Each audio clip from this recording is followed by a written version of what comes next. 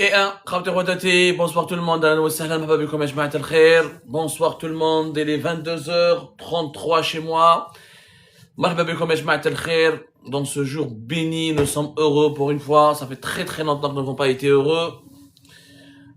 Marhaba bikum ya jama'at al-khair. Azul Fillak, Kassi, Azul Khoya Kassi. C'est un live surprenant, un petit peu inattendu parce que nous ne l'avons pas annoncé, mais je pense que c'était le bon jour pour vous retrouver. Ça fait très longtemps qu'on n'a pas fait de live sur TikTok. Vous nous manquez énormément. Vous nous avez beaucoup manqué. C'était nécessaire pour nous de vous retrouver ce soir. L'occasion s'y prêtait merveilleusement bien. L'Algérie, elle est qualifiée. Après une brillante victoire, Boulbina nous a remis du baume au cœur. C'est une surprise, ça. Comme surprise. C'est pas bien de vous annoncer à chaque fois qu'on va venir, qu'on va pas venir. Allez, partagez maximum. Ce soir, nous avons énormément de thèmes à aborder. L'actualité, elle est bouillonnante concernant la CAN, les événements en Algérie, la grève des transports qui paralyse le pays, les événements au Venezuela, le code de la route, les amendes, la loi de finances. Je suis sûr que vous avez beaucoup de questions autour desquelles nous allons pouvoir débattre. Tamazirt, coucou Abdou, j'espère que tu vas bien. Je vais bien, mon cher ami. Zulfilak, Tanmirt. Youssef, prochaine capture des États-Unis. Je ne suis pas encore Donald Trump, Youssef, mais on va essayer d'en parler. Tarek, courage, ton décor sahbi. TikTok, c'est pour les jeunes. Il faut qu'on s'adresse aux jeunes, Tarek. Change mon décor. Fais-nous des propositions, Tarek. Si tu peux nous faire des propositions pour changer mon décor, on est preneur. Max de partage, s'il vous plaît. J'espère que vous n'allez pas endormir normalement. L'Algérie s'est qualifiée brillamment. Le Maroc aussi. L'Égypte aussi. Nous avons la CAN qui nous a vraiment sorti de l'impasse de cette routine précaire et sinistre qui nous a communiqué beaucoup de joie. Allez, max de partage. Allez, merci de partager, de tapoter. On a choué les cœurs, on a choué les cœurs. Ça monte un peu. Allez, il faut que ça monte. Allez, 75, c'est encore un petit peu. On va attendre que tout le monde nous rejoigne. C'est vrai que nous n'avons pas annoncé ce live. Nous avons voulu que ce soit un peu original. Tarek, oui, quelques vidéos derrière Anipad, etc. J'ai pas eu le temps de lire un peu, Tarek. Est-ce que tu peux reproposer SCH, essayer d'aimer ton pays au lieu de le dénigrer? Moi, je dénigre pas le pays, ma chère SCH. Je dénigre ses dirigeants. Ça me rappelle les véhicules ZH. SCH, véhicules ZH, des véhicules de mauvaise qualité. On me rappelle à l'époque. Allez, max de partage. Il n'y a pas beaucoup de monde ce soir, j'ai l'impression. Les gens sont fatigués ou quoi? Allez, on va attendre un petit peu. On va commencer à 22h45. Malheureusement, il n'y a pas beaucoup de monde, mais on va commencer. Les gens vont prendre le train en marche. Essayez de partager vraiment au maximum, au grand maximum. Non, j'ai jamais dénigré le peuple. Nous défendons le peuple contre l'arbitraire, les violations des droits humains, la corruption, les emprisonnements arbitraires. Le peuple, nous sommes malheureusement parmi les rares porte-paroles et voix médiatiques encore indépendants dans notre pays. Contre les dirigeants, malheureusement, et ils font tout pour qu'on les dénigre. On les dénigre pas, on ne les insulte pas, on les critique. C'est pas la même chose, on les critique. Et malheureusement, ces dirigeants n'acceptent pas la critique et ils confondent la critique avec l'insulte. Allez, on partage au grand maximum. Comment ça va? Elbez, Salam Abdou, pourquoi de panel? Je sais pas de quel panel. Tu parles d'un panel d'activités d'invités? Est-ce que tu peux nous expliquer un peu ce que tu veux dire par cela? Abdou Président, ça fait plaisir, Abdou Président. Zulfilak. Elbez, panel d'invités. Franchement, on vous le dit encore une fois, on ne maîtrise pas, je suis tout à fait sincère avec vous, on ne maîtrise pas encore à 100% l'outil TikTok. C'est pour ça que, franchement, faire des lives pour nous, déjà la journée, je dois réaliser 4 à 3 émissions, quelquefois 5 émissions importantes. Donc, c'est un peu compliqué pour nous de veiller encore le soir et de faire un live. Les outils de TikTok, on va apprendre petit à petit. On va vous faire monter, on va vous faire monter. Marhaba bikoum, Jamaat al-Khair. Tahkout va bien. Oui, j'espère. Malheureusement pour lui, je crois pas qu'il va bien, Inès, parce qu'il est en prison. Et j'aurais aimé qu'il soit d'ailleurs pas emprisonné. Je rappelle que Tahkout a créé des milliers d'emplois qui ont disparu aujourd'hui. Allez-y à Tiaret demander ce que pensent les gens de Tiaret, les jeunes de Tiaret, de Tahkout. C'était l'un des rares industriels qui leur a offert de l'emploi. Alors qu'aujourd'hui, il y a quoi pour les jeunes de Tiaret que la Harga et la Méditerranée qui les bouffent. Malheureusement. Ahlan wa sahlan ya Jamaat al-Khair. Tu seras ministre de l'Information après le coup d'État. Allez, de quel coup d'État tu parles, mon cher ami? Pourquoi ministre de l'Information? Pourquoi pas ministre des Finances? Bonsoir de Casablanca. Mes salutations à tous nos amis marocains, tunisiens et français qui vont nous regarder. Marhaba bikoum ya Jamaat al-Khair. Ahlan wa sahlan. Ça monte, allez, ça monte. Je sais qu'on vous a pris au dépourvu. Heureusement que je suis content que l'Algérie a gagné, mon cher monsieur le S. Mais comment voulez-vous que je sois pas content? C'est la preuve que je vous parle aujourd'hui. Bien sûr, je suis très content. Cette équipe, pour moi, on va en parler un petit peu. Il y a beaucoup de leçons à tirer sur le plan politique et économique de cette victoire de l'Algérie. Franchement, on peut vraiment tirer beaucoup de leçons de cette victoire qui nous remonte le moral. Le début d'année était très difficile pour les Algériens et les Algériens. Des grèves dans le secteur du transport dont on ne parle pas assez, avec des factures très élevées de pertes pour l'économie nationale. Le moral qui est dans les chaussettes avec une loi de finances 2026 très injuste. Des augmentations des prix des carburants qui ont vraiment sapé le moral des Algériens et des Algériens. Ça fait plaisir. Et cette victoire, je suis le moral. Allez, je m'attends encore un peu d'effort. Allez, je m'attends. Le pétrole est en train de baisser, c'était attendu. Après ce qui s'est passé au Venezuela, oui, c'était attendu et je pense pas qu'il va remonter prochainement. Ahlan wa sahlan, marhaba bikoum ya Jamaat al-Khair. Allez, on commence dans un petit moment. Sinon, gagna c'est là, 22h45, on commence. On va s'attaquer à toutes vos questions. شطاح ما mère s'inquiète pour toi. أعطيها صحة تبع خويا شطاح. Je la connais. سلمني بزاف pour ta mère. سلمني بزاف pour elle. Et dis-lui de le prier pour nous et je la remercie pour son inquiétude que je la considère comme un signe de gentillesse et de bienveillance à mon égard. On en a vraiment besoin. Que Dieu te la garde à ta mère, mon cher شطاح. مرحبا بكم يا جماعة الخير. Allez, ça commence à monter. Tapotez au grand maximum. La dernière fois, vous étiez un peu plus nombreux. Merci pour celles et ceux qui nous envoient des cœurs et des différents cadeaux. Ahlan wa sahlan. Marhaba bikoum ya Jamaat al-Khair. Allez, du Venezuela, on sait qu'on va en parler. Le sujet ce soir, Rally, ce sont vos questions. Nos lives sont, on les a peut-être pas, n'ont pas été régulés ces derniers temps parce qu'il y avait les fêtes de fin d'année, on était pris par des engagements personnels et professionnels aussi. Mais je vous rappelle que l'objectif de ces lives TikTok, c'est d'échanger avec notre communauté sur TikTok. On connaît beaucoup notre communauté sur Facebook et sur YouTube. On est en train de développer une communauté officielle sur TikTok pour justement désarmer les propagandistes. Parce que malheureusement, sur TikTok, beaucoup de personnes, des comptes, utilisent mes vidéos, ma voix, etc., mon image. Certains utilisent même des logiciels de montage avec l'intelligence artificielle pour nous faire dire ce qu'on n'a pas dit. Ou pour décontextualiser nos propos, pour manipuler nos propos. Et d'autres prôner nos contenus et monétiser nos contenus et les utiliser, les falsifier. Alors, on a décidé de lancer notre communauté officielle sur notre compte officiel sur TikTok. Et l'objectif est de débattre avec vous. Allez. C'est-à-dire, vous nous posez toutes les questions possible. Naturellement, on vous demande juste d'être bienveillant et bien élevé.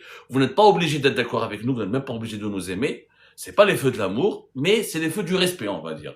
On peut débattre respectueusement sur toutes les problématiques de l'actualité nationale et internationale et on échangera avec vous des informations que nous avons déjà partagées sur nos émissions. Si vous avez des questions bien précises sur les coulisses de notre travail, sur nos sources, comment on obtient nos informations, sur des détails supplémentaires de ce que nous avons déjà révélé dans nos émissions sur notre chaîne YouTube ou ailleurs dans la journée sur d'autres supports. Ahlan wa sahlan, marhaba bikoum ya Jamaat al-Khair. Sozo va dans le vif du sujet. Yahya Sozo, on attend que les gens arrivent et après on commence. On a dit 22h45 et on commence. Marhaba bikoum ya Jamaat al-Khair. Tu penses quoi de la nouvelle loi sur la déchéance de la nationalité des aides? Aforok Bozel. On va répondre à tout ça. Ahlan. Marhaba bikoum. Encore 3 minutes et on commence. Voilà, on commence maintenant. Certains modérateurs, amigos les dames. Commence.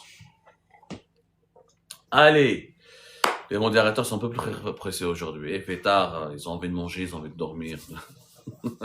Allez. Alors, on commence par un commentaire qui revient à une question et un sujet, c'est le Venezuela. Je pense que c'est le sujet qui revient le plus, là. Je vois qu'il revient énormément. Je m'attendais à ce qu'on parle plus de la CAN, mais là, le Venezuela, apparemment, a volé la vedette à la CAN. D'abord, mes félicitations pour l'équipe nationale. Merci pour cette joie, encore une fois. Et je croise les doigts pour croiser le Maroc en demi-finale. Ce sera le match de l'année, pour ne pas dire le match du siècle, ce qui nous permettra aux Algériens marocains de se retrouver et ce qui va contraindre les dirigeants algériens et les dirigeants marocains de se retrouver, de se voir et de se parler. Et je pense que ce match Algérie-Maroc en demi-finale est la meilleure bénédiction qui peut arriver pour le Maghreb. Donc prions pour que l'Algérie et le Maroc se retrouvent en demi-finale. Si on peut en parler sur la CAN, on en parlera plus tard. Alors maintenant le Venezuela. Naturellement, c'est je pense, l'affaire de l'année. C'est totalement spectaculaire. Totalement spectaculaire. C'est quand même, on a vu un président, un chef d'État, qui a été enlevé et sorti de son lit en pyjama et qui a été kidnappé et transféré vers un pays étranger. Et nous avons vu ça en direct. Alors, ce n'est pas la première fois.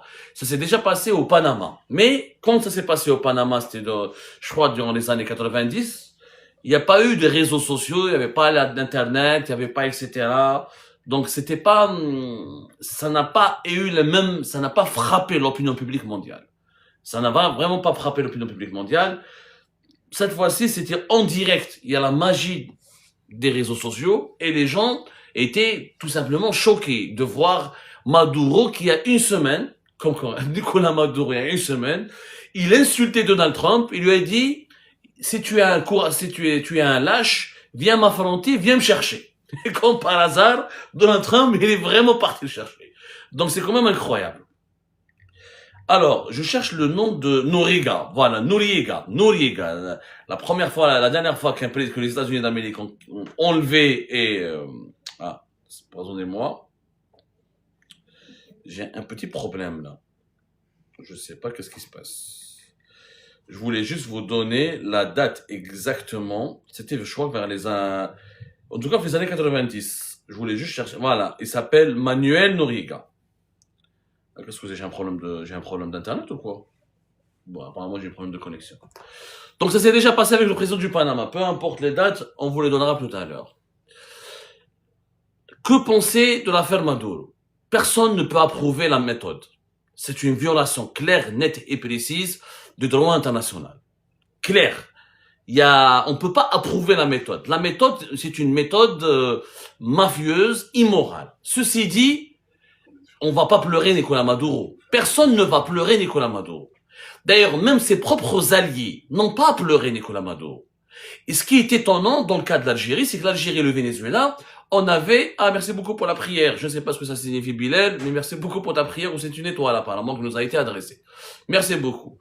Donc, personne ne va pleurer Nicolas Maduro. Si vous avez remarqué, l'Algérie, par exemple, Abdelmadjid Tebboune, avait des liens fraternels avec Nicolas Maduro. Abdelmadjid Tebboune, il a invité le président du Venezuela à 2 reprises en Algérie, en 2022 et en 2024.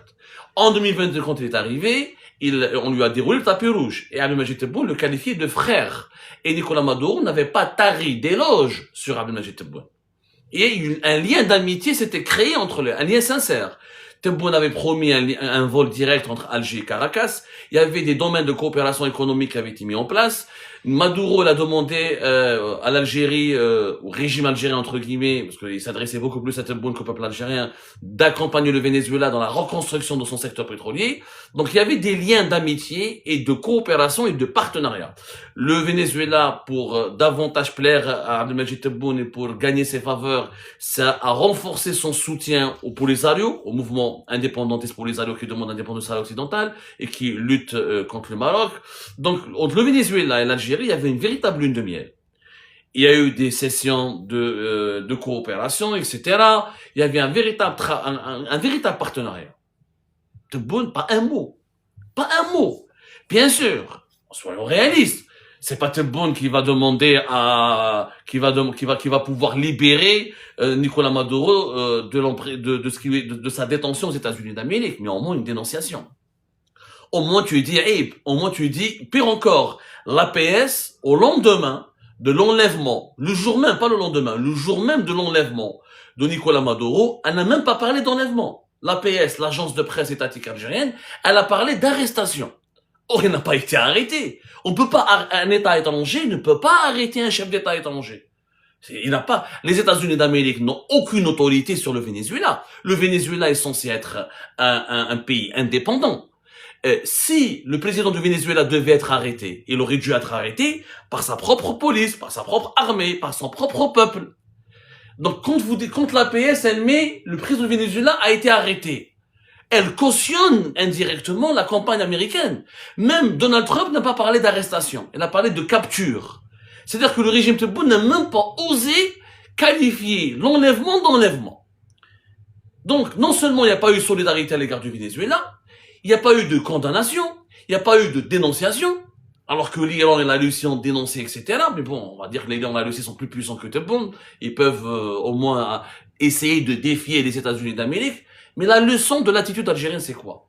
C'est que les dictateurs, entre eux, ils sont pas solidaires. Les dictateurs entre eux, quand un dictateur chute, personne n'est solidaire avec lui, personne ne le pleure. Qui a pleuré Moubarak? Qui a pleuré Kadhafi? Qui a pleuré Saddam Hussein? Qui a pleuré Bachar al-Assad? Et d'autres. Et la liste, elle est longue. Qui a pleuré Ben Ali? Personne.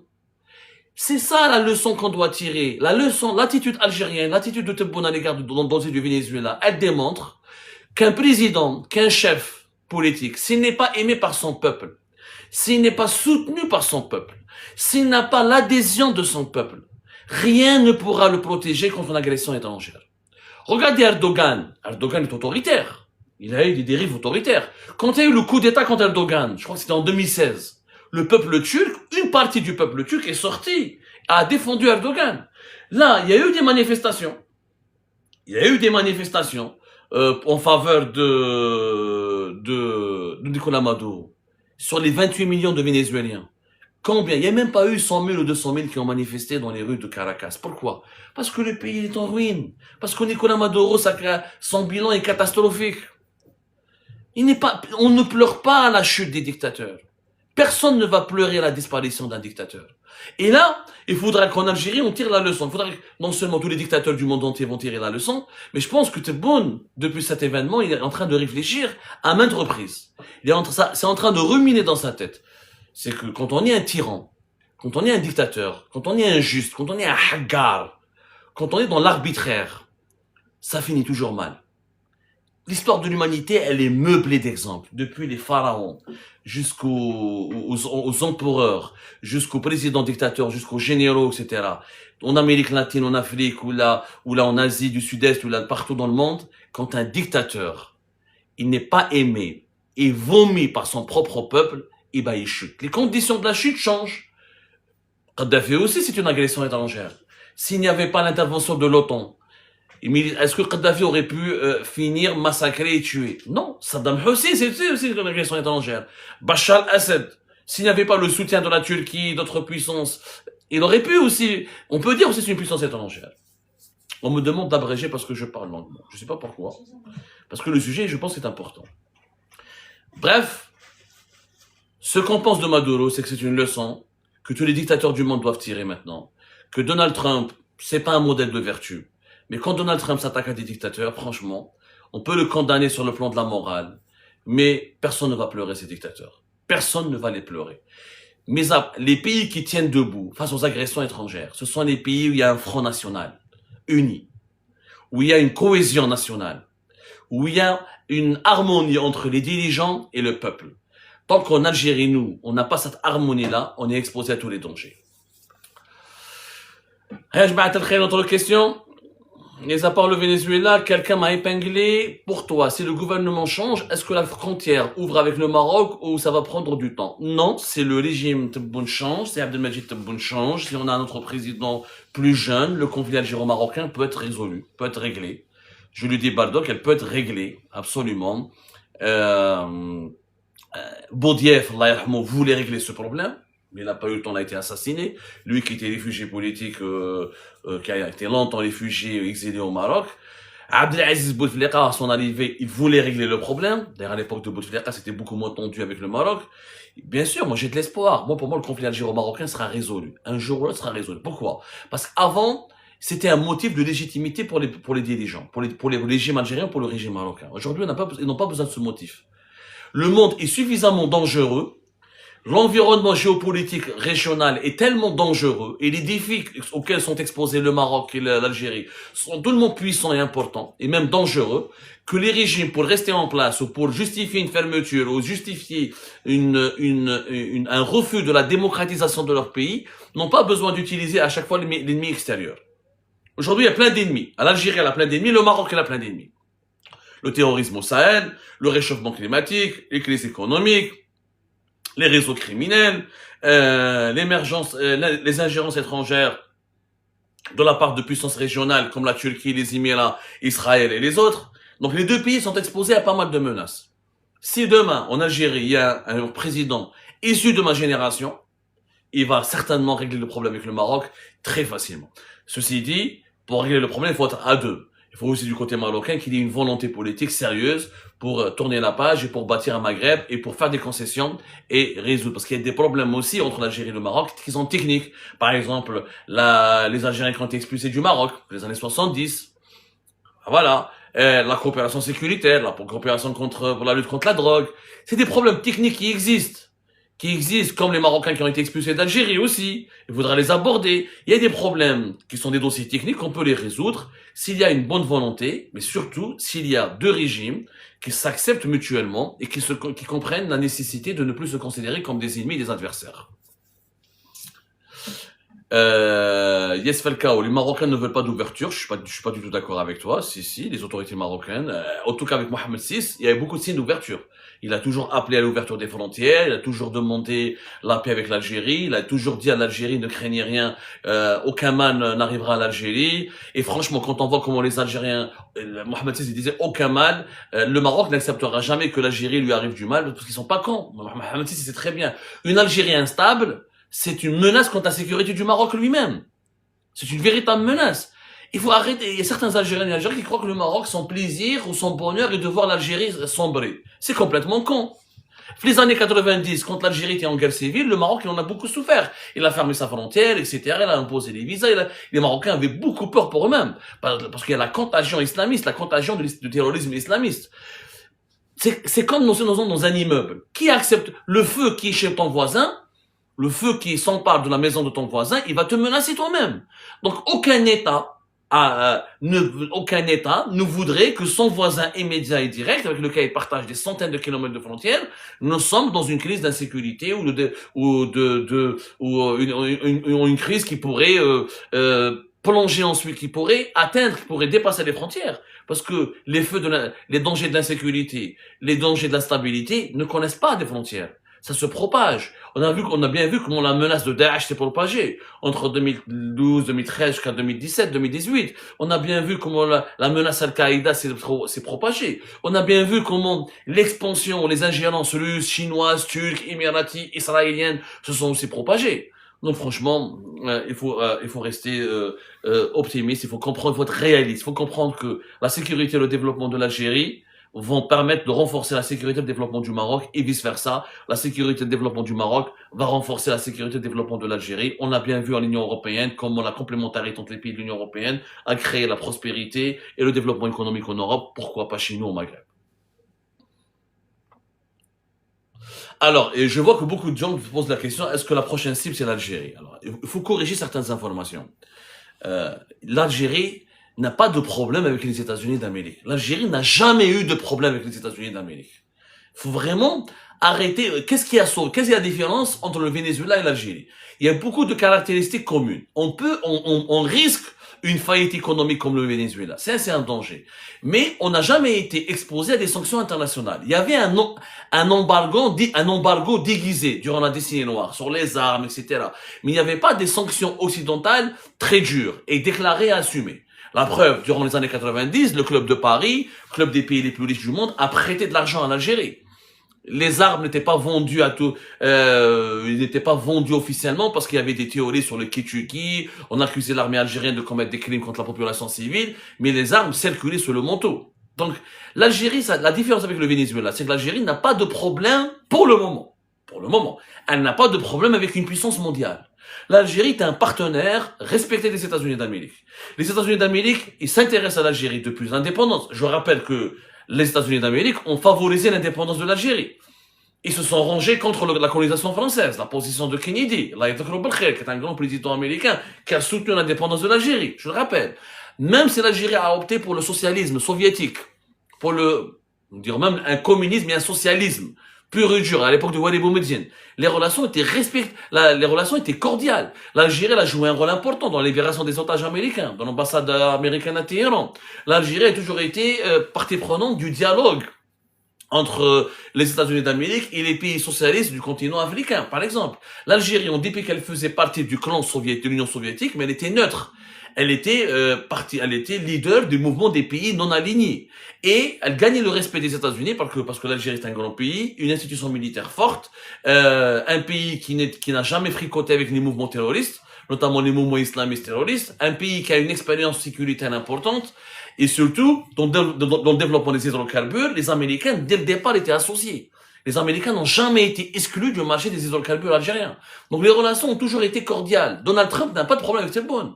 Tebboune, il ne menace pas Donald Trump. Il n'y a pas de mésentente. Tebboune n'est pas un anti-américain. Au contraire, Tebboune, il a ouvert il est pro-américain. Tebboune, depuis l'arrivée de Donald Trump, il a adopté une stratégie de charme. Il drague les compagnies américaines comme ExxonMobil et Chevron pour qu'ils viennent exploiter le gaz de schiste. L'ambassadrice des États-Unis d'Amérique, elle est invitée partout. Récemment, avant la fin de l'année, elle est partie dans le village original qui a connu la naissance de Abdelmajid Tebboune, dans le wilaya je crois que c'est le wilaya d'Al-Bayed.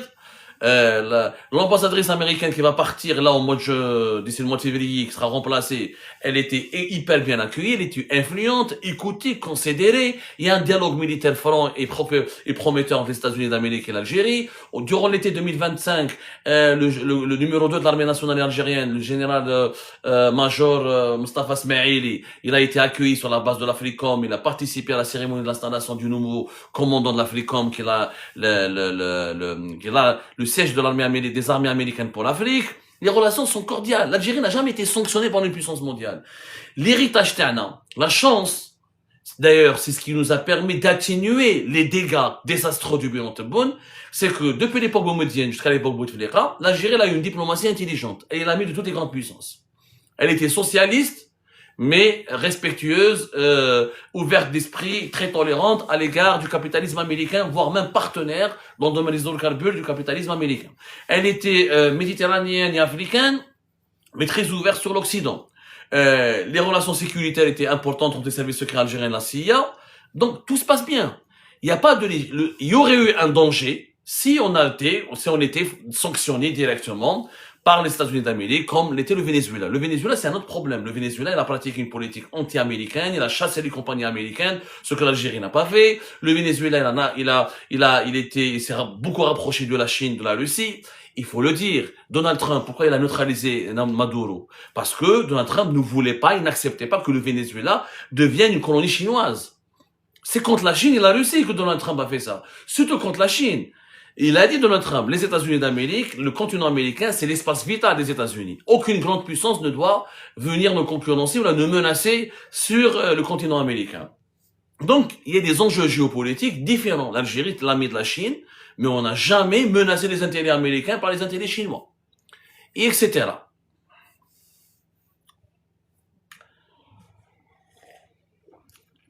Merci beaucoup l'équipe, essayez de partager au maximum, on n'est pas nombreux ce soir, mais c'est pas grave, c'est notre retour, c'était la soirée de match, on n'a pas commencé tôt, mais bon, on vous promettra que la prochaine fois, on commencera beaucoup plus tôt. Alors, Yassir Hashmi, pourquoi l'Algérie accorde autant d'importance au dossier du Sahara vu les conséquences? Yassir Hashmi, on a déjà répondu à cette question. Le Sahara occidental pour l'Algérie était une doctrine géopolitique héritée des années 70. Qu'il faut savoir, encore une fois, je le réponds brièvement, que l'Algérie a soutenu le Polisario au Sahara occidental parce qu'il y avait la guerre des sables des années 60. C'est que l'Algérie, dès qu'elle a été indépendante, elle a été attaquée par le Maroc, qui réclamait Tindouf et Béchar. Et cette attaque d'une Algérie indépendante, cette agression, Et s'il n'y avait pas le soutien de l'Égypte, de Cuba, et l'intervention de la France pour faire la médiation, par la suite de l'Union africaine, l'Algérie aurait subi beaucoup de pertes. L'Algérie venait à peine de poncer ses blessures de la colonisation, et nous avons le voisin marocain qui nous attaque à l'époque de Hassan II. Pour se venger contre Hassan II, pour le sanctionner Hassan II, pour prendre sa revanche contre Hassan II, l'Algérie a soutenu le Sahara occidental. Elle a soutenu le Polisario et l'option de l'indépendance du Sahara occidental. Et donc c'est resté comme ça jusqu'aux années 90. Maintenant, les dirigeants algériens, bien sûr, ils sont dans l'erreur. On n'est plus dans les années 60, on n'est plus dans les années 70. Il n'y a pas de conflit frontalier entre l'Algérie et le Maroc, puisque depuis le tracé frontalier a été acté. Il n'y a plus de revendications marocaines sur Béchar et Tindouf. Tout a été enregistré au niveau du secrétariat général des Nations Unies au début des années 2000, en 2002. L'accord de 72 qui a été à Rabat, Ifrane, il y a pas mal d'accords et de pourparlers qui ont été sanctionnés et qui ont abouti à des accords concrets. Donc là, on devrait changer de politique. Mais malheureusement, les dirigeants algériens, vous savez, ils ont tous dans leur esprit la guerre des sables, les événements des années 70. Ils vivent toujours à l'époque de la guerre froide. C'est pour ça que notre pays, malheureusement, il est mal géré. Allez, on va passer à d'autres visas. D'autres questions, parce que là, quelqu'un m'a parlé. J'ai des soucis de PPI visa. Attends, c'est une question importante. Ça, c'est... KNS. J'ai des soucis de PPI Visa, j'ai dû bloquer mon activité à cause de ça et virer 3 employés. Il y a que ça va la KNS. Mais s'il te plaît, KNS, est-ce que tu peux donner plus de détails sur ton parcours, sur ton expérience? Voilà, KNS, il illustre parfaitement ce que je décris, ce que je dénonce, ce que moi je raconte dans mes émissions depuis des mois. Le PPI, c'est le programme prévisionnel d'importation. C'est le dispositif qui a été mis en place par Kamel Rizik, sur instruction d'Abdelmajid Tebboune, au début du mois de juillet 2025, pour contrôler, empêcher les entreprises qui produisent, pas les importateurs de produits finis, les entreprises qui produisent des marchandises et des services, d'importer de la matière première ou des équipements de production ou des services pour leur propre fonctionnement. Ces entreprises qui sont dans la production, on leur a dit quoi? On leur a dit, vous ne pouvez plus importer de la matière première, vous ne pouvez plus importer des équipements de production, ni importer des services pour votre fonctionnement, si vous ne demandez pas 2 visas. Un visa au niveau du ministre du Commerce extérieur, et un autre visa qui doit vous être délivré par un autre ministère qui relève de votre, qui a le ministère de tutelle de votre activité. Si c'est une entreprise dans l'agroalimentaire ou dans tout ce qui est agricole, c'est le ministère de l'Agriculture. Si c'est une entreprise dans le produit pharmaceutique, c'est le ministère de l'Industrie pharmaceutique. Si c'est une entreprise dans les finances, c'est le ministère des Finances. Si c'est une entreprise dans le textile, etc., ou dans la production de pièces détachées, ou dans la mécanique, etc., c'est le ministère de l'Industrie, etc., etc. Cette obligation, depuis le mois de juillet, ce dispositif insensé, il n'y a pas d'équivalent à travers le monde. Peut-être qu'il faut aller même en Corée du Nord, ou là en Érythrée, dans les pays arriérés, où il n'y a pas autant d'obstacles. C'est-à-dire, je suis entrepreneur, je suis chef d'entreprise, l'État, je dois demander l'autorisation de l'État, voire je dois demander un visa, 2 visas à l'État, 2 autorisations à l'État, pour pouvoir travailler, pour pouvoir importer la matière première et créer des emplois et ramener des machines. C'est catastrophique. Moi, ça fait idola في العالم. Le résultat, blocage généralisé de pas mal d'entrepreneurs. Et là, KNS, il le raconte très bien. Ça doit être une petite entreprise. Les petites entreprises ont beaucoup souffert. Ça a été le catastrophe. Une véritable catastrophe. Ça a été une situation vraiment catastrophique. Pourquoi? Parce que les petites entreprises, on les a pas autorisées à ramener des machines, ni à ramener de la matière première. Ils avaient des employés, des charges à payer, etc. Et donc, classe, ils pouvaient pas, sans matière première, sans machine, une machine de production, là, un outil de production qui tombe en panne, il faut importer un composant, il faut ramener une pièce depuis l'étranger. Si on n'importe pas la matière première, ni des outils de production, on peut pas faire de l'investissement. Donc les usines ne fonctionnaient plus, ne roulaient plus, il faut trouver, donc après avec des scandales de corruption, des cadres du ministère du Commerce extérieur ont été arrêtés, dont une secrétaire de Kamel Rizik, qui avait un lien personnel, pour ne pas dire une relation intime avec lui. Elle a été emprisonnée, on en a parlé, et l'affaire, le scandale a été étouffé, qui prenait des pots de vin pour ramener des PPI et des autorisations et des visas pour les entreprises algériennes. Donc depuis juillet 2025, les entreprises ont fermé, certaines des petites entreprises ont fermé, d'autres ont limogé des travailleurs, d'autres ils ont mis au chômage technique leurs employés, d'autres ils ont dû, des chefs d'entreprise ont fini en prison parce qu'ils étaient obligés de donner des pots de vin. Ça n'a créé que des catastrophes. Que des catastrophes. Merci pour le témoignage, KNS. Si tu peux nous donner plus de détails sur ta mésaventure, marhaba bik.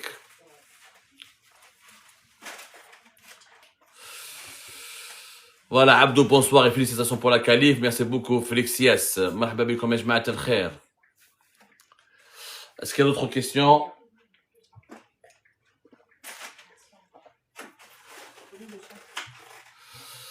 Quelqu'un, je vous invite, KNS, je vous invite à lire sa publication sur LinkedIn. De quelle publication tu parles, mon cher KNS? Alors, Salamet, le problème, c'est pas Tebboune, mais les militaires. Salamet, moi, je suis pas d'accord. Yes, Salamet. Yes, Salamet. Ou Salam Alik, Salamet. Les militaires ne s'ingèrent pas dans les affaires économiques. En Algérie, l'argument, c'est la faute à l'armée, Tebboune est une marionnette, c'est un pantin. C'est un argument fallacieux. Ce n'est pas vrai. Saïd Chengriha ne se mêle pas des affaires économiques du pays. Tebboune, il est complètement souverain. L'armée, elle intervient sur les questions diplomatiques, sur les questions géopolitiques, sur les questions de sécurité nationale, sur certaines questions politiques régaliennes. Mais la question, par exemple, la politique économique, les militaires eux-mêmes en souffrent. Les militaires eux-mêmes, ils souffrent des pénuries, des interdictions d'importation, de la dégringolade du dinar, du chômage qui explose, de l'effondrement de leur pouvoir d'achat. C'est pas vrai. Ils n'ont aucun mot à dire. L'armée ne se mêle pas. Historiquement parlant, depuis le régime Bouteflika, les années 90, oui. Fourchedli, oui. Mais depuis le régime Bouteflika jusqu'à aujourd'hui, l'armée ne se mêle pas des questions économiques. Le président de la République en Algérie, c'est lui le décideur. Mais pour noyer le poisson, là, comment dirais-je, pour tuer, quand on veut tuer son chien, on dit qu'il a la rage, ou là, pour noyer le problème dans un verre de mystère, d'énigmes et de complot, on dit que c'est l'armée qui veut pas, c'est l'armée qui décide, c'est l'armée qui veut ceci. Mais qu'est-ce que l'armée, elle a d'autres chats à fouetter. La politique économique, c'est Abdelmajid Tebboune et ses ministres et ses collaborateurs. Le véritable pouvoir en Algérie, c'est la présidence, c'est le palais présidentiel. L'armée facilite la tâche à Tebboune. Elle a accepté son deuxième mandat. Elle a aidé pour son deuxième mandat. L'armée, elle a été purgée. Chengriha, il a purgé l'armée.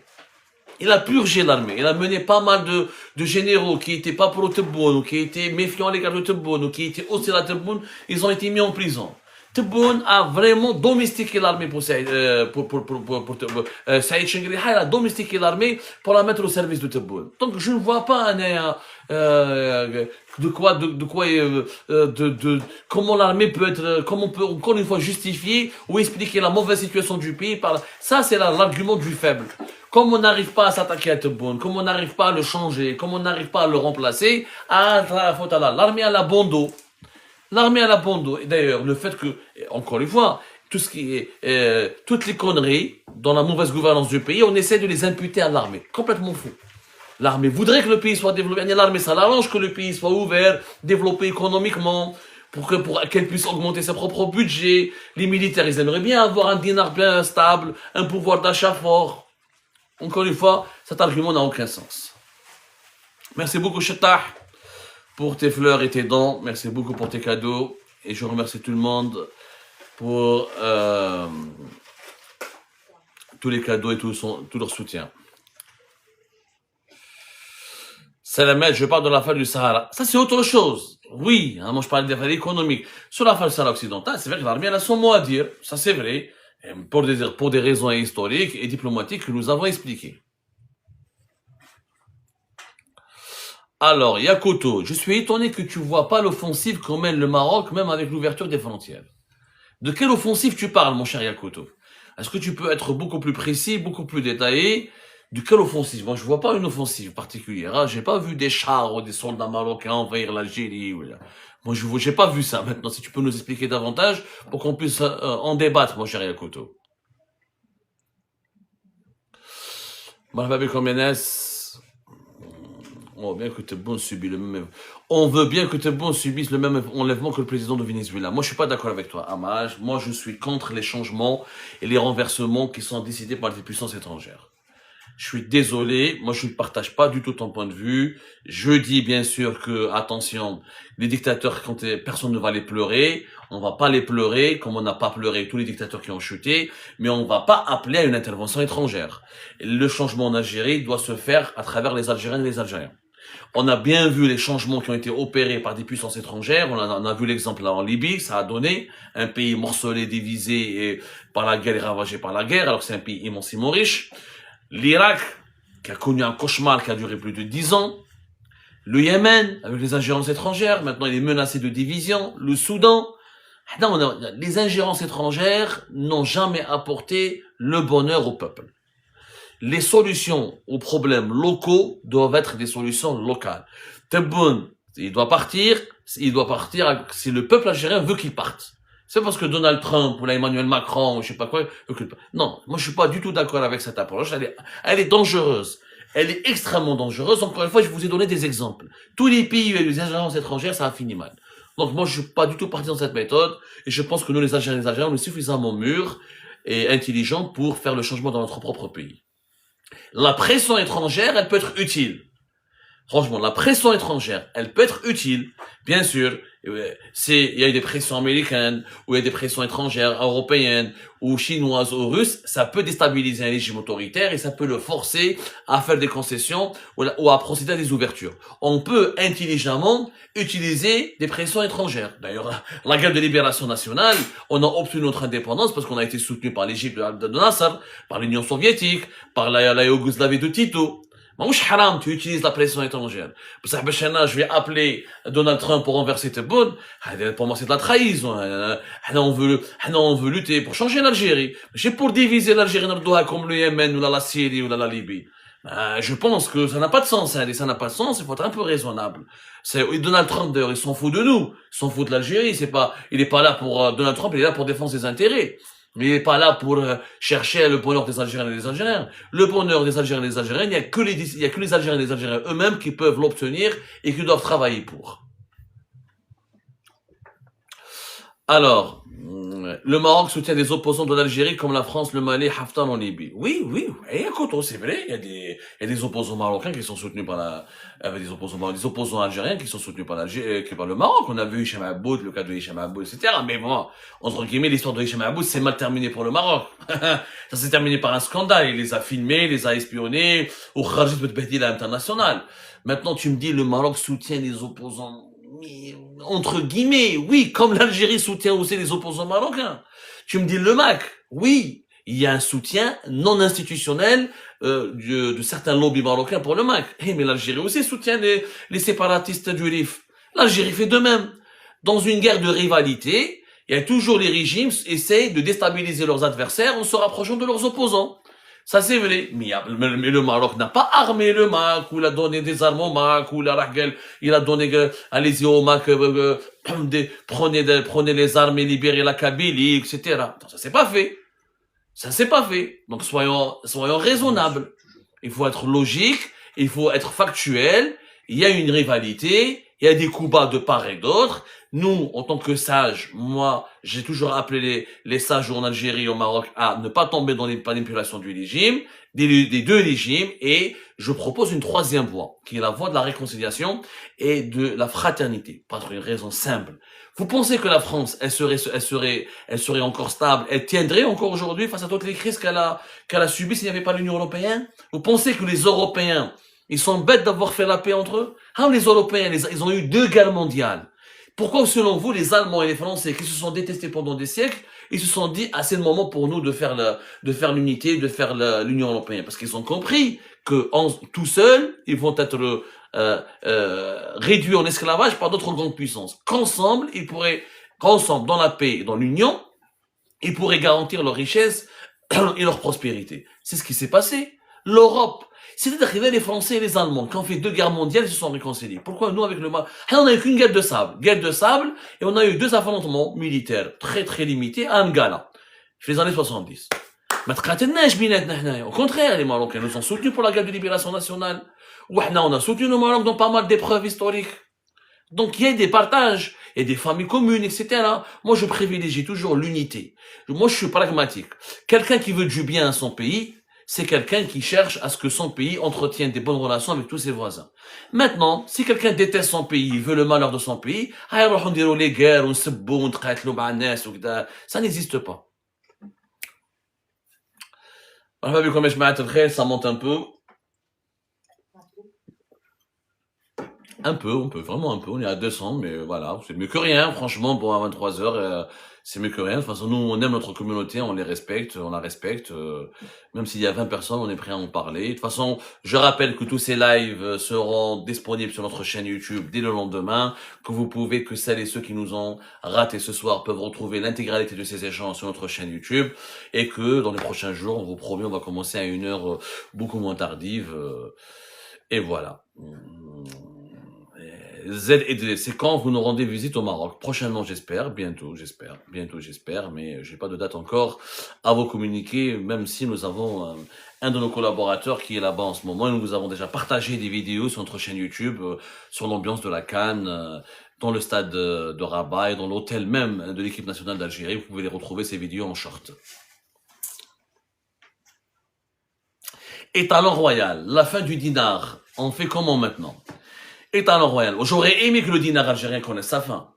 Pour le moment, on n'est pas à la fin du dinar. Il n'y a pas de projet de créer une nouvelle monnaie en Algérie.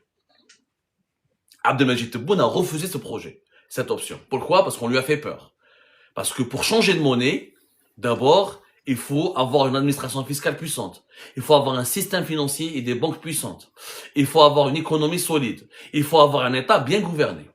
Mais Chimil Habba ou Debba, ils changent de monnaie. Les gens ne comprennent pas. Les gens croient que la monnaie, c'est monopole. Je décide demain, je remplace le dinar par le dollar. Ça marche pas comme ça. Un pays, c'est pas une supérette. C'est pas un taxiphone ou un cybercafé. Un pays, c'est des structures économiques. Un pays de la taille de l'Algérie, je rappelle, c'est un immense territoire. On rappelle encore une fois que les Algériens, même les Algériens ne sont pas conscients de l'immensité de leur pays. C'est presque le 10e plus grand territoire du monde. Je le rappelle. De deux, on est presque 50 millions d'habitants. On est aujourd'hui 48 millions d'habitants. Avant 2030, dans 2028, on sera 50 millions d'habitants. C'est-à-dire, on va dépasser l'Espagne bientôt. On aura une population plus importante que celle de l'Espagne. Donc, dans un pays de la taille, de l'importance de l'Algérie, pour gérer la question de la monnaie, il y a des conditions requises. Il y a déjà un terrain qu'on doit préparer. D'abord, pourquoi il faut changer la monnaie? Si tu changes la monnaie pour maintenir la même organisation économique actuelle, c'est-à-dire dépendance vis-à-vis des hydrocarbures, dépendance vis-à-vis des importations, production industrielle faible, niveau de croissance faible, je crois on n'a rien fait, quasiment on n'a rien fait. La nouvelle monnaie va être plus faible va être aussi faible que le dinar si ce n'est plus faible à l'avenir. Le changement de la monnaie, l'Algérie n'est pas capable aujourd'hui de le mener parce qu'on n'est pas dirigé par des compétences, de un. De deux, on n'a pas de vision. Qu'est-ce qu'on veut faire de l'Algérie? Les dirigeants algériens, qu'est-ce qu'on veut faire de l'Algérie? Sécurité, l'unité nationale, pas d'ingérence étrangère, des slogans. Mais tous les pays du monde veulent la sécurité. Même les animaux du Zot al-Hamma, on veut la sécurité. Mais ils n'ont pas de vision, n'ont pas de projet. Regardez l'Arabie Saoudite, ils ont fait une vision 2030. Le roi Mohammed Ben Salman, Dubaï, les Émirats, ils ont une vision. Dans les années à venir.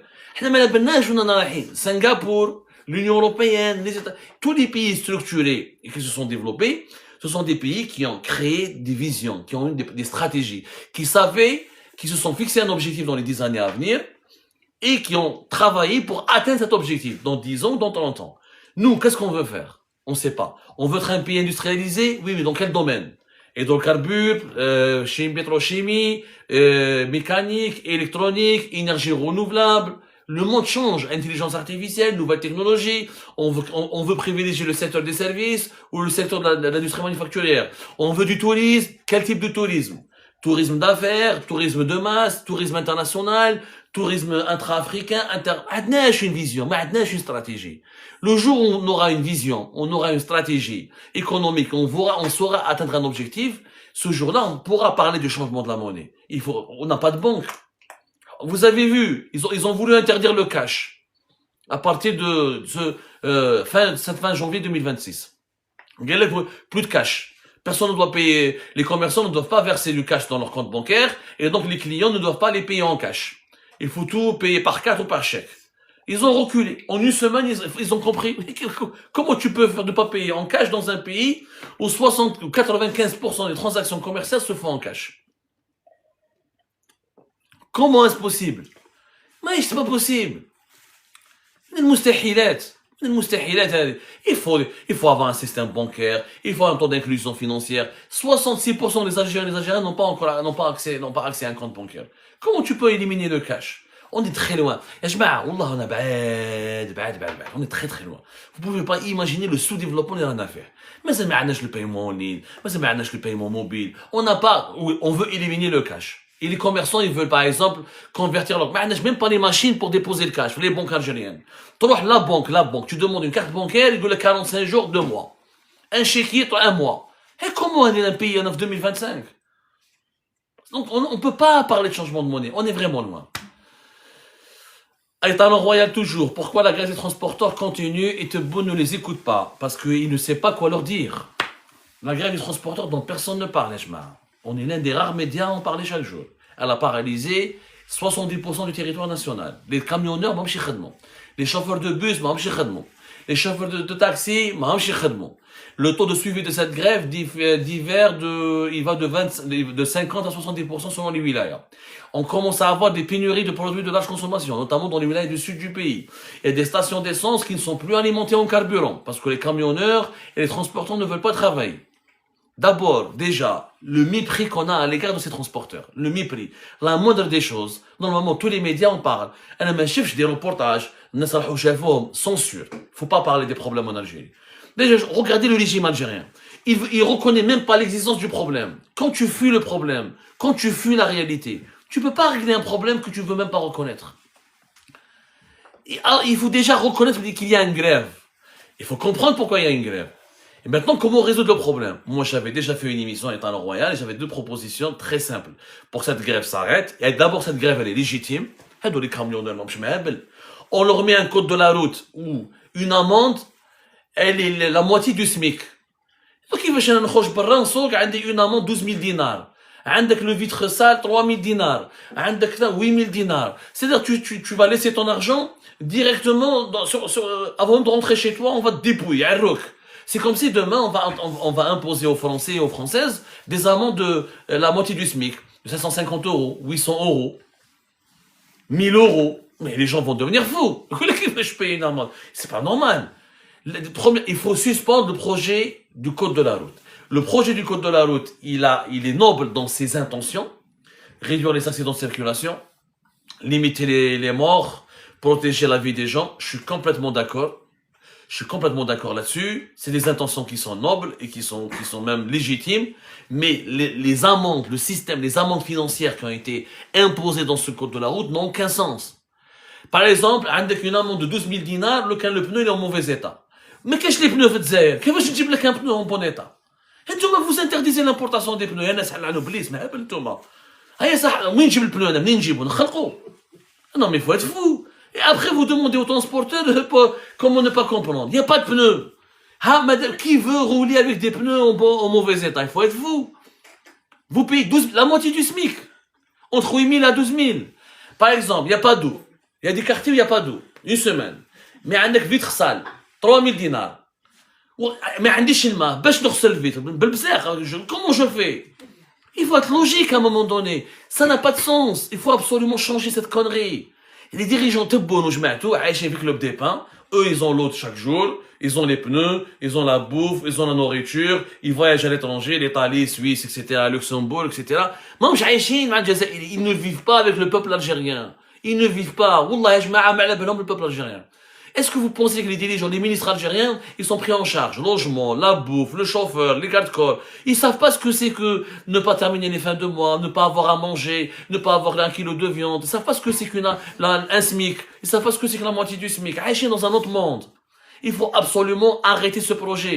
Il faut faire des amendes. Fais-moi une amende 300 dinars, 400 dinars, 500 dinars. Gagne l'amende de 5000 dinars. Délai une amende la moitié du SMIC. Ça n'a pas de sens. C'est du racket. C'est pas des amendes, c'est du racket. Donc les camionneurs, il faut les comprendre. Deuxièmement, les prix des carburants. 33% pour le GPL. 33% du prix du GPL qui a augmenté. D'un coup. Vous imaginez, est-ce que vous vous mettez à la place d'un taxieur, d'un chauffeur de bus, d'un camionneur qui utilise le GPL? Son plein augmente de 33%. Où je prête le bénéfice. Qu'est-ce qui lui reste comme bénéfice? Rien. Comment il peut gagner de l'argent? Il y a pas de, les pneus sont chers, les pièces détachées sont chères, vous avez des carburants sont chers. Des augmentations qui sont injustifiées. Au pays du gaz, le gaz augmente de 33%. Ça n'a pas de sens. Ça n'a strictement aucun sens. Au pays du pétrole, on augmente le carburant, le diesel, on augmente de 7%. Alors que les salaires évoluent à 1%. Ça n'a pas de sens. Ça n'a pas, les gens en ont marre, ils en ont vraiment marre. Alors, la meilleure, c'est la taxe pour la Tunisie. C'est la meilleure, la taxe pour la Tunisie. Je sais même pas, est-ce qu'il est vraiment, je pense que celui qui a fait la taxe sur la Tunisie, c'est un Norvégien. Ou là, un Danois. C'est pas un Algérien, gars. Est-ce que c'est pas tout bien la taxe sur la Tunisie? Alors, depuis janvier, quand on part en Tunisie, l'année dernière, on payait 500 dinars. C'est logique, ok. En Tunisie, le carburant coûte 3 fois plus cher. Je comprends. Le carburant, il est subventionné en Algérie. L'État algérien te demande de rembourser le prix du carburant que tu as payé en Algérie. Pas de problème. Had l'am, 1000 dinars. Première sortie. Je suis à la discothèque. Je suis à Tunisie. Deuxième sortie, 5000 dinars. Je paye 5000 dinars pour aller en Tunisie. Troisième sortie, 10 000 dinars. Et après la troisième sortie, la quatrième, 25 000 dinars. Juste pour prendre ta voiture et partir en Tunisie. Mais attendez, mais il faut être fou pour penser comme ça. De quel droit Anaya a une voiture, je pars en Algérie, en Tunisie et je paye autant. Et je paye tout ça. De quel droit? Mais aucune logique économique. Je suis algérien. Ok, l'essence c'est pas cher chez moi. Tu me fais payer le plein. On a proposé une solution dans notre émission tout à l'heure. Ok, le plein 1000 dinars, je rends 1000 dinars à l'État. Et je pars en Tunisie. Mais tu me demandes de payer 10 000 dinars, 55 000 dinars, en bas de 25 000 dinars. Oh, on en est à l'Algérie. Ça n'a pas de sens. Donc les taxieurs qui travaillent entre Annaba et Tunis, ils peuvent pas travailler. Ils font plusieurs sorties. Donc ils doivent payer 25 000 dinars. Donc, شحال la course? Maintenant la Tunisie, on va payer شحال? 5 millions pour aller en Tunisie. Je suis en Tahiti ou je sais pas quoi. Ça n'a pas de sens. Ça n'a pas de sens. Ils ont fait des lois qui ne tiennent pas compte des réalités locales, du pouvoir d'achat des Algériens. Tebboune et ses dirigeants n'ont pas compris que leur peuple, il est pauvre. Il est très pauvre. C'est quoi le salaire moyen en Algérie? Il est de 42 000 dinars, l'équivalent de 200 euros, 200 et quelques euros. Au taux de change parallèle, au véritable taux de change, il est à peine de 200 euros. Même pas, même. Donc il faut arrêter les conneries, il faut enlever le code de la route et les augmentations des prix des carburants et vous allez voir que la grève va cesser. Mais ce qui m'inquiète, c'est que même pas le conseil, ils n'ont pas fait de conseil des ministres. Il n'y a pas eu de réunion. Ils ont fait juste une réunion avec avec des pseudo-syndicats un vendredi entre deux couscous au siège du ministère de l'Intérieur et des Transports. Ça ne peut pas durer comme ça. Franchement, ça ne peut pas durer comme ça.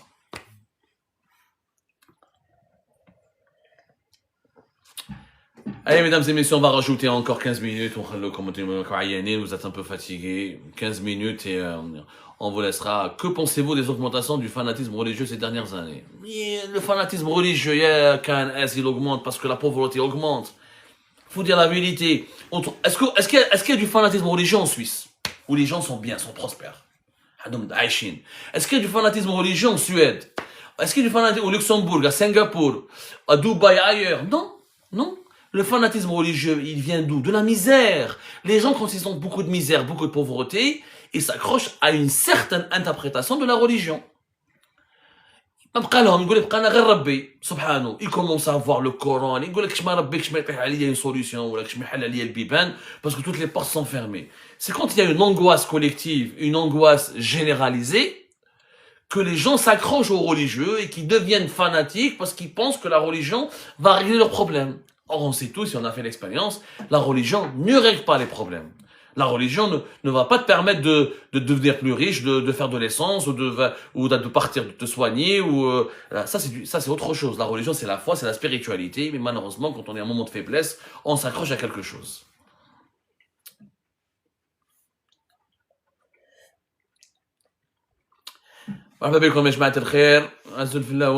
On va pas tarder encore aujourd'hui. Est-ce que vous avez d'autres questions? Albert Monaco. Khoya Abdou, il faut un gouvernement qui ne pense pas à ses intérêts personnels. Barakallah fi Khoya Albert. Je suis tout à fait d'accord avec toi.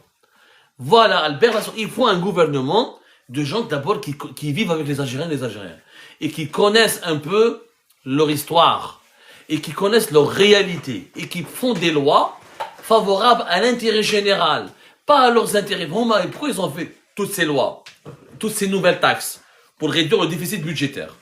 En Algérie, malheureusement, il y a un déficit budgétaire énorme qui dépasse les 40 milliards de dollars. C'est-à-dire, l'État dépense beaucoup plus d'argent que ce qu'il en gagne.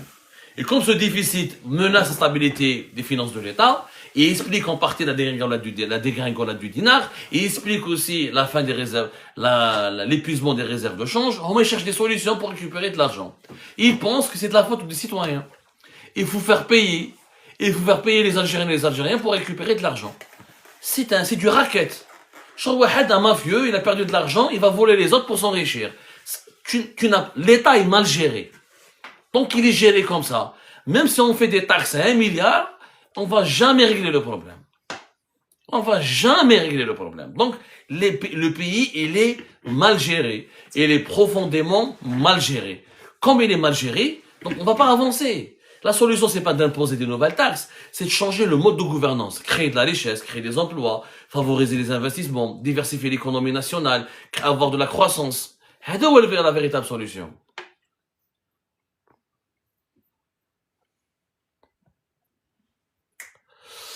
Béchir X, j'ai l'habitude Béchir qu'on apprécie beaucoup. Ah, Béchir X, penses-tu que Hossein Ait Ahmed, Allah yarhamou, aurait fait un bon président?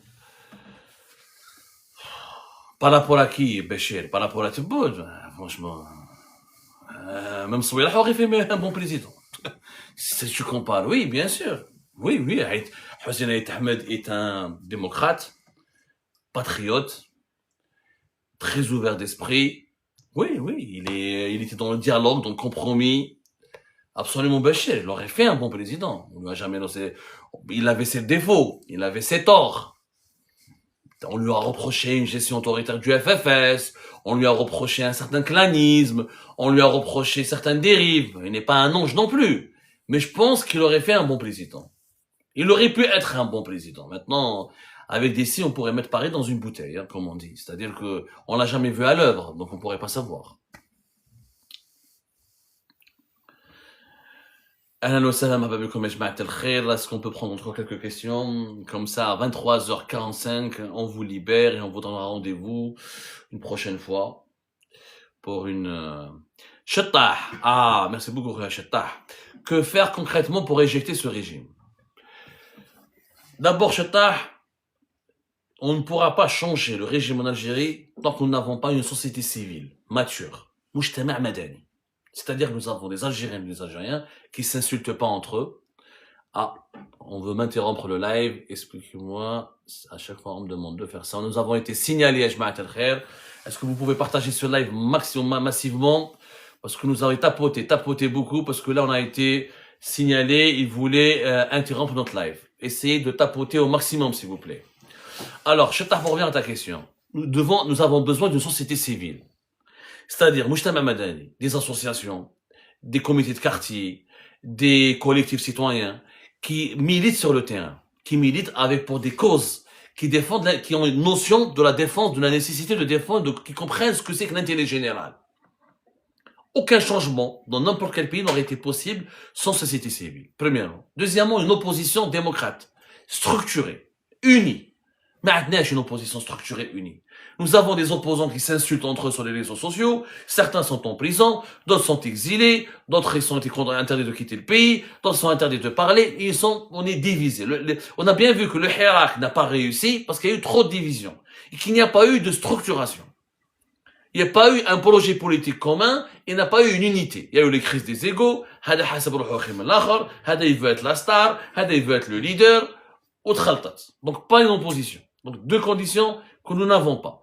Troisièmement, c'est important aussi, il faut le dire. Il faut une volonté à l'intérieur du régime. S'il n'y a pas de volonté de changement, et si on ne fait pas une union, et si on n'essaye pas de faire alliance et d'avoir des alliances à l'intérieur du régime, on ne pourra pas changer. Ça ne peut pas changer. Et ça ne va pas changer. Parce que le régime, il existe parce que il est l'émanation du peuple. Les dirigeants algériens n'ont pas été parachutés depuis le ciel. Ils viennent pas dans notre pays. Le régime algérien, il perdure, il prospère parce que il y a des dysfonctionnements dans le pays, il y a des défaillances qui le maintiennent en vie. Donc, si on veut changer les choses, on a besoin d'une alliance à l'intérieur, au sein des services de sécurité, au sein de l'institution militaire, et vous allez voir, regardez dans l'histoire de l'humanité, tous les changements utiles, progressistes, voilà, qui ont apporté des changements positifs pour le pays, pour les pays, ou qui ont apporté de la démocratie ou du développement, il y a eu une dynamique entre la société civile, l'opposition et l'intérieur du régime. Donc, ramenez les trois conditions essentielles. Et puis, voilà, il faut un environnement géopolitique. حنا عندنا مضاربين مع كاع لي بوبل، مضاربين مع كاع لي بيي، غير مع المغرب، ماشي مشكل مع لا ليبي، مشكل مع لي بيي دو ساحل، مشكل مع لا فرنسا، problème avec l'Espagne. On peut pas changer la sérénité. Il y a trop de tensions qui entourent notre pays. Trop de tensions. Et ces tensions-là, malheureusement, empêchent un changement interne, harmonieux. Mais pour simplifier, tant qu'il n'y a pas une société civile, une opposition structurée et sérieuse et rigoureuse, et une alliance, une conjonction, et des passerelles avec une volonté à l'intérieur du régime de changer, on ne pourra pas dégager ce régime. Ça va être très difficile. Ou les changements de l'extérieur, Donald Trump, il va bombarder Tebboune, il va kidnapper Tebboune, ça ne marchera pas. Ça ne marchera pas. أنا شفنا la Libye, راح قدافي, regardez la Libye dans quel état. La Tunisie, راح Ben Ali, regardez la Tunisie, elle est dans quel état.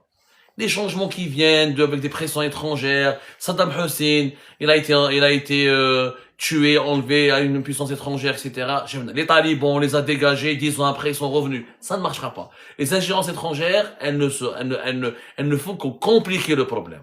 Les pressions, oui, on peut utiliser, il y a une différence entre ingérence étrangère et pression étrangère. Par exemple, les Algériens sont très nombreux en France. On aurait pu utiliser des institutions européennes et notre présence en France pour presser le régime, pour le forcer à se démocratiser. Ça, oui, c'est une utilisation d'une pression. Utiliser la pression américaine, faire du lobbying au niveau des institutions américaines, etc. pour désigner Tebboune comme dictateur, pour lui faire de la pression. Ça, oui, c'est utile. Mais l'ingérence, c'est autre chose. C'est complètement différent. Alors, elle est où Zoubida Assoul, Haki Zrilesh, etc. Je m'ai mis nos good life. Dis-nous un good life dans les commentaires, sinon on va être interrompu, on va être saboté, on est signalé. Écrivez tous good life, s'il vous plaît. Comme ça, les algorithmes de TikTok vont nous reconnaître, et ben, ils vont nous permettre de reconnaître ce live comme étant utile et sympathique. Voilà, good life, merci la main sur le cœur, voilà. Écrivez tous good life s'il vous plaît. Que tout le monde écrive good life parce qu'ils veulent nous saboter, ils veulent vraiment nous interrompre. Et là, des fois TikTok m'interrompt, il me demande de faire un petit test, etc. Et ça commence à être vraiment fatigant, donc nous avons besoin de votre soutien. Merci de le faire. C'est très simple, ça vous coûte rien, c'est juste good life. Et merci beaucoup pour les fleurs et les cadeaux que vous nous envoyez. Ah, donc, elle est où Zoubida Assoul, Zrilesh, est resté seul, pourtant il a été dans son parti politique, je suis d'accord, la main sur le cœur, je suis complètement d'accord. Et ce que je disais, une opposition déstructurée. Voilà, Zoubida Assoul, elle est avocate, elle est à Alger, elle a ses qualités, elle a ses défauts, elle a eu des problèmes avec des détracteurs, elle a des partisans comme des détracteurs, malheureusement. Nous, premièrement, je fais dans les individualités, Zrilesh, Karim Tabou, la Bouma, Fodil Bouma, il n'y a pas une structure, il n'y a pas une opposition qui dépasse les égaux. Regarde, les Algériens, c'est quoi notre problème? Notre problème, c'est que on s'intéresse aux individualités, on s'intéresse pas aux idées. On s'intéresse pas aux idées, on s'intéresse pas aux revendications, on s'intéresse pas aux valeurs que défend la personne. L'opposition, elle est un peu responsable. Ou je sais les divisions, la radicalité, ou les anciens de Bouteflika, on n'a pas voulu récupérer ce qui a été de bon de l'époque de Bouteflika, le nihilisme et la radicalité dont nous avons fait preuve à l'époque du Hirak, explique la situation d'aujourd'hui. Je te fais un mot le régime Tebboune, il a été instauré à la suite du Hirak. S'il n'y avait pas le Hirak, Tebboune aurait fait club des pains, il dirait le footing. Ou il doit le habs. Il n'aurait jamais été président de la République, Tebboune, s'il n'y avait pas le Hirak. Donc il y avait les ratages du Hirak qui ont expliqué, qui ont mené au régime Tebboune. Donc je rappelle encore une fois qu'il faut tirer la leçon. Il ne faut pas être dans la radicalité, il faut s'intéresser aux valeurs et non pas à la personne. Et il faut essayer de trouver des solutions pour garantir l'unité. Tout à l'heure, il y avait une question d'un certain Podolski, ça me rappelle Polskoy, Poiscaille, voilà, qui demandait est-ce que Tebboune peut sauver l'économie nationale. Ah, il est en train de la bousiller. Comment il va la sauver? C'est lui le problème. On peut pas demander à celui qui a créé le problème d'apporter la solution. Voilà. Merci pour l'avoir épinglé encore une fois, Poiscaille. Voilà, il peut pas, il est lui-même le problème. Il peut pas sauver. C'est lui qui l'a fait couler, il est en train de la faire couler avec sa politique trop autoritaire, trop brutale.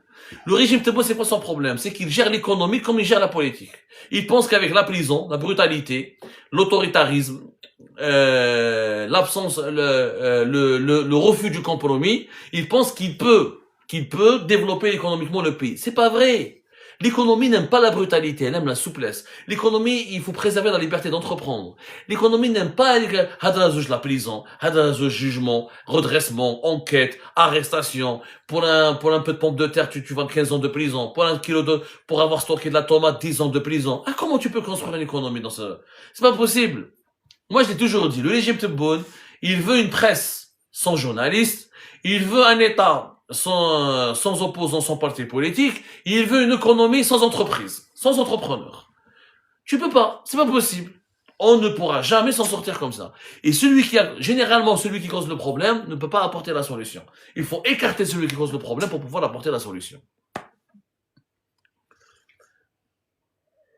Il n'y a plus d'eau, mais c'est pas grave. Je peux voir. Juste un peu d'eau, s'il vous plaît. Alors, Amarche 2. Pourquoi ils ont fermé le dossier de Ibtissam Hamlaoui? Pour la question. Moi-même, je n'ai pas compris. La vérité, Ibtissam Hamlaoui, c'est le mystère du siècle. Pas le mystère de l'année. Pour moi, c'est le mystère du siècle en Algérie. Ils l'ont fermé parce qu'ils ne veulent pas la limoger. Ils ne veulent pas l'éjecter. Du moins, ils ne veulent pas la remplacer ou la mettre à l'écart tant que nous, on continue de parler d'elle. Tebboune, il a un défaut. Je vais vous dire lequel. Excusez-moi, juste je vais boire un verre d'eau et je vous le dis.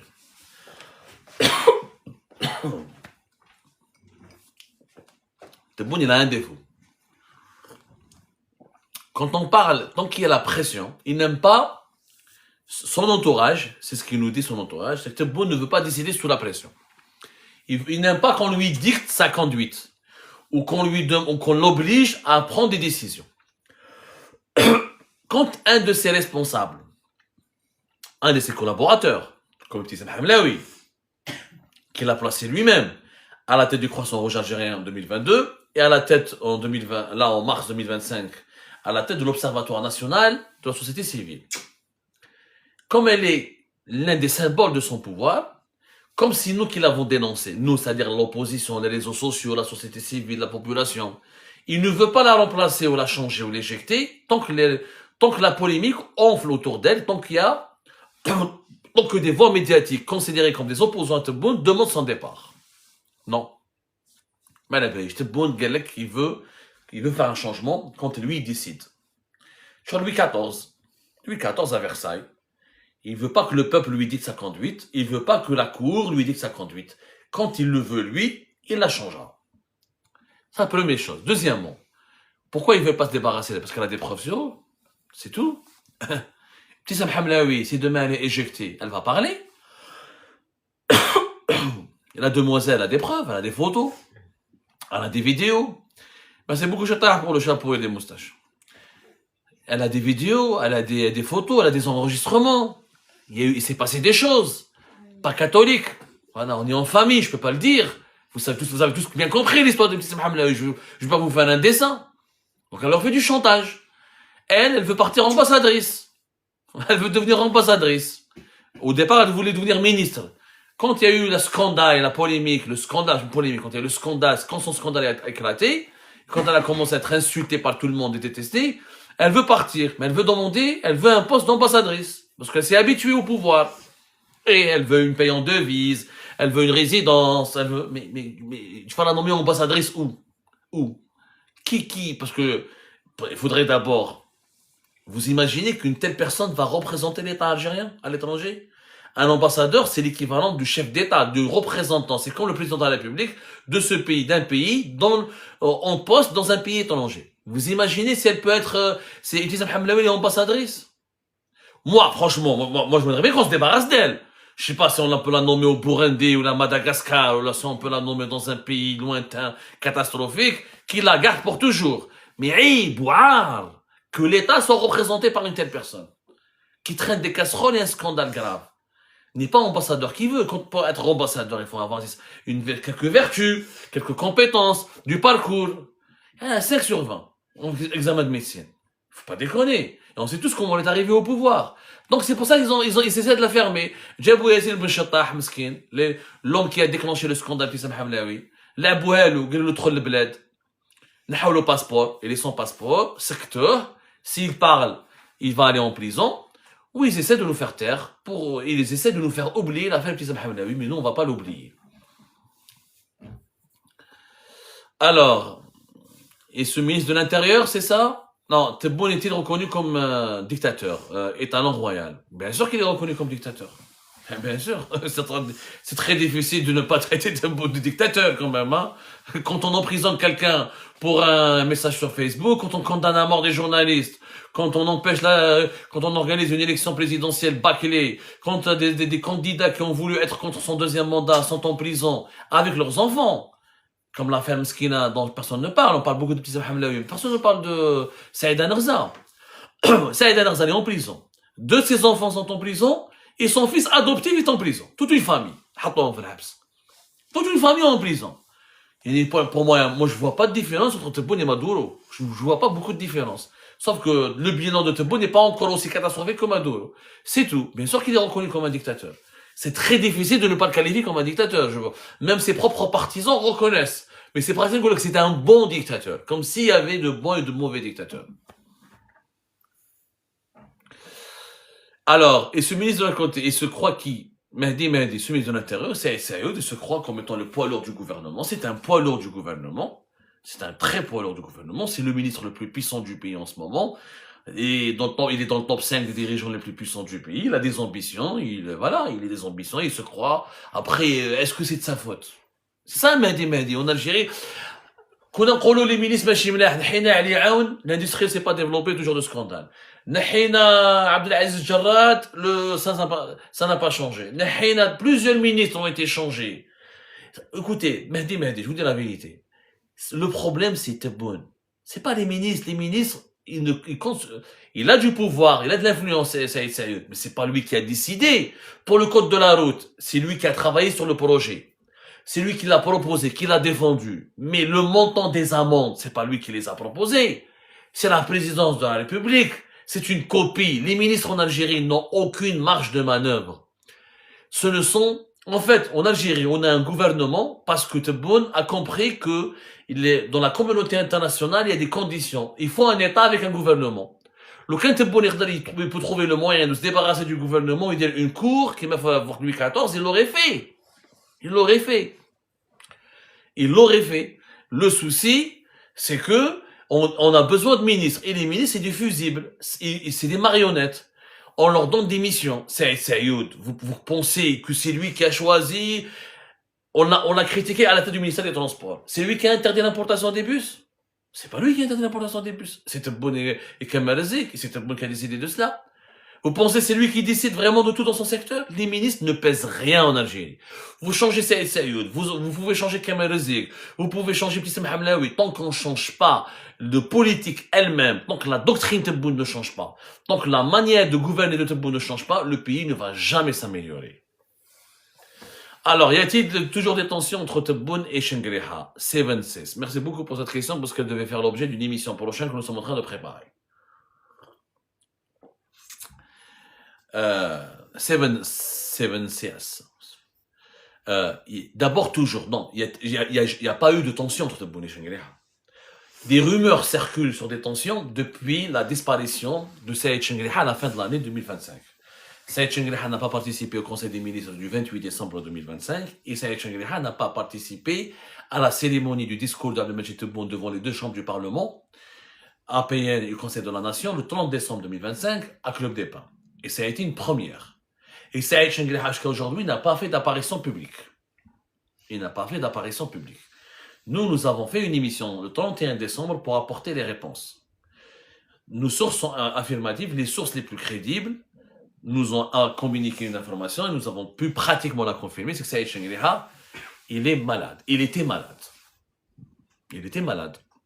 Sa dernière apparition publique, c'était le 25 décembre 2025, à l'ambassade de Libye pour signer le registre des condoléances quand il y a eu le chef d'état-major des armées libyennes qui est mort dans un accident en Turquie. Et depuis, il a disparu d'abord parce qu'il était malade. D'abord, il est âgé, il est malade, il a eu une très forte grippe qui s'assimile pratiquement à une forme de Covid, il était pas opérationnel. Selon nos sources, il a repris son travail le plus normalement du monde, il va au bureau, au ministère de la Défense, il fait son travail. Maintenant, et en plus de sa maladie, il y a pas des tensions, il y a des divergences. Parce que Tebboune et Shengriha, ils s'entendaient à merveille. Shengriha soutenait le deuxième mandat. Le Tebboune, faut savoir, il était l'un des défenseurs, fervent défenseur du deuxième mandat de Tebboune. Saïd Shengriha, il a purgé l'armée, il a domestiqué l'armée, il a imposé à l'armée l'autorité de Tebboune. Il a mis en prison, il a incarcéré tous les généraux, encore une fois, qui étaient potentiellement capables d'être contre Tebboune, de renverser son pouvoir, ou de le déranger, ou de le menacer, ou de le gêner. Shengriha et Tebboune partagent les mêmes valeurs. L'autoritarisme, la nécessité de contrôler et de restreindre les libertés publiques et individuelles, le contrôle de l'État sur l'économie, le contrôle des entrepreneurs, et même sur le plan diplomatique, ils ont les mêmes positions. Les deux sont anti-marocains, les deux sont méfiants à l'égard de la France. Bon, Shengriha n'est pas anti-français, faut le dire, n'est pas un anti-occidental, mais bon, ils sont pratiquement d'accord sur tout. Il y a des divergences qui commencent à voir le jour en raison de la révision de la Constitution.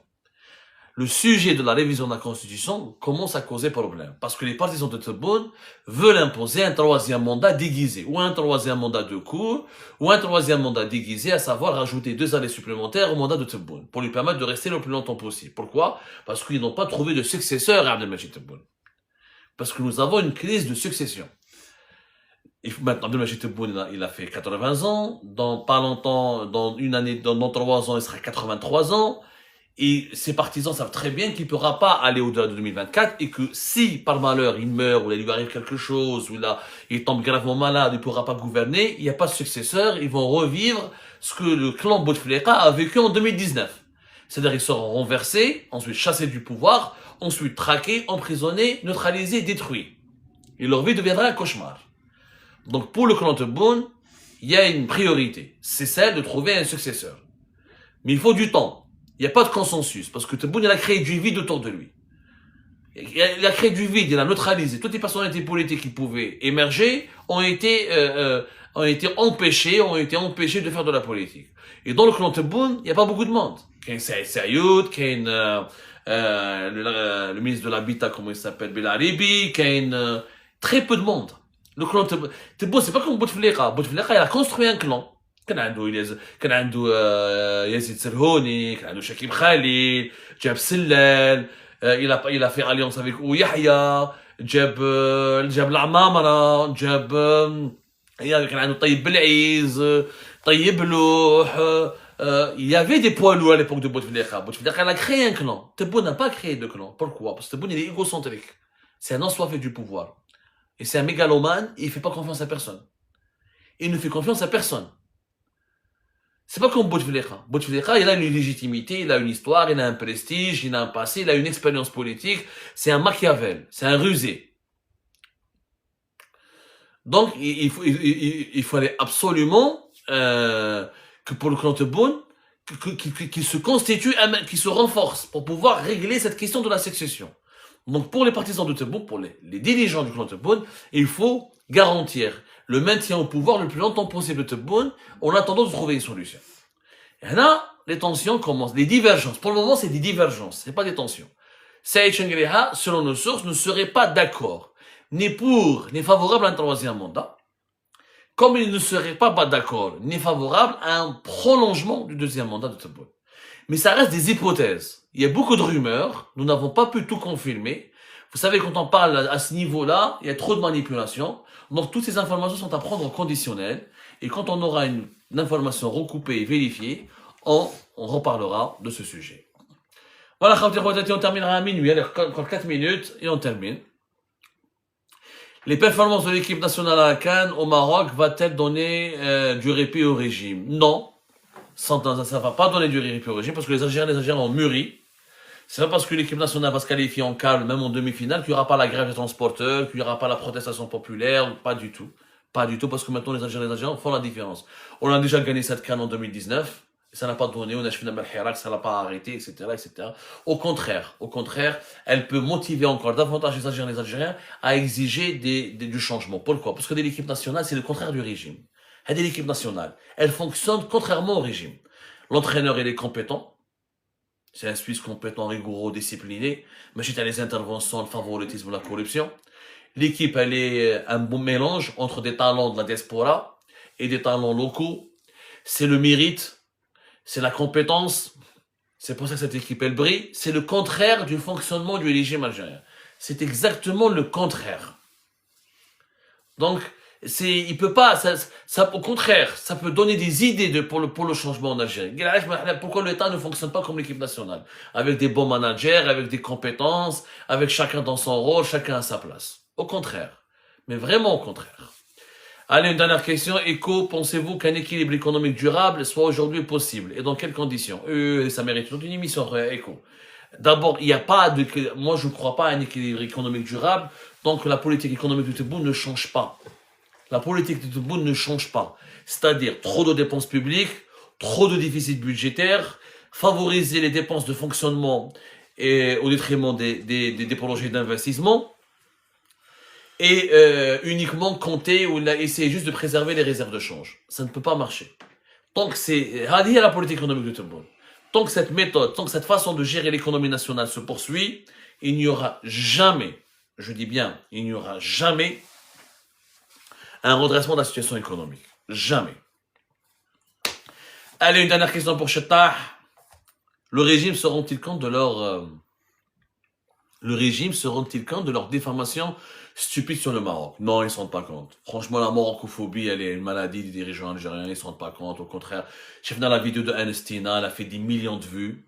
Et il n'y a pas eu de changement.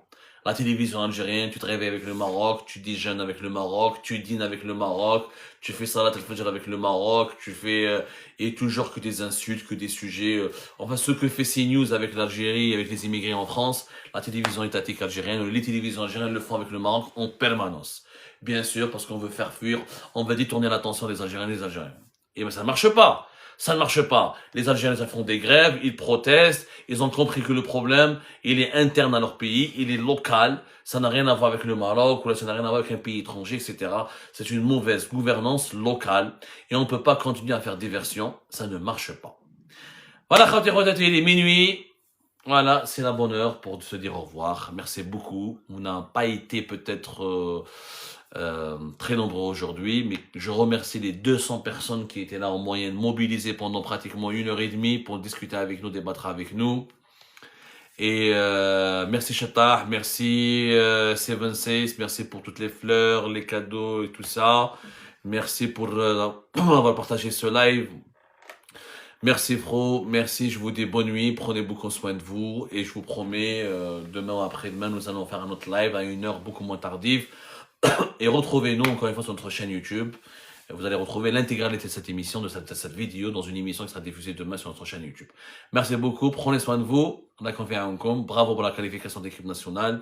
Et encore une fois, croisons les doigts pour cette demi-finale face au Maroc.